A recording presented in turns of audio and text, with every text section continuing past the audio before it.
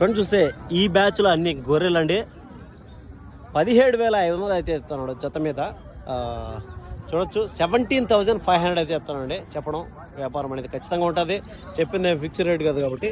ఇవంతా గొర్రెలు అండి. కొన్ని గంటలకు 1-2 పిల్లలు ఉన్నాయి, మిగతాడి కొంచెం సూలు ఉన్నాయి, కొన్ని ఖాళీ గొర్రెలు అయితే ఉన్నాయి అనమాట.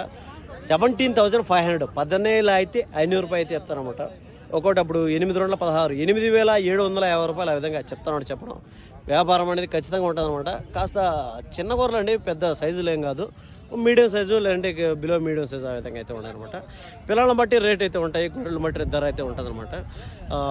గొర్రె బాగుంటే దిగదిగి ఒక్కొక్క గొర్రె 20,000 కూడా పోయే విధంగా అయితే గొర్రెలు కూడా ఉన్నాయి.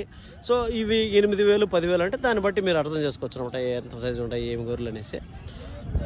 సో అడ్రస్ వచ్చేసరికి పుంగనూరు, చిత్తూరు డిస్టిక్ అండి. ఇక్కడ ప్రతి ఒక్క గురువారం బేస్తవారం మార్కెట్ అయితే ఉదయం 5 గంటలకు మార్కెట్ స్టార్ట్ అవుతుంది.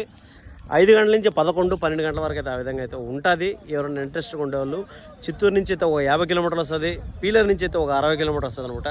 పెద్ద చెప్పుకోదగ్గ సంత అయితే ఏం కాదు, ఒక మీడియం సైజు మార్కెట్ అనమాట. ఎవరైనా ఇంట్రెస్ట్గా ఉండేవాళ్ళు మార్కెట్ అయితే విజిట్ చేయొచ్చు.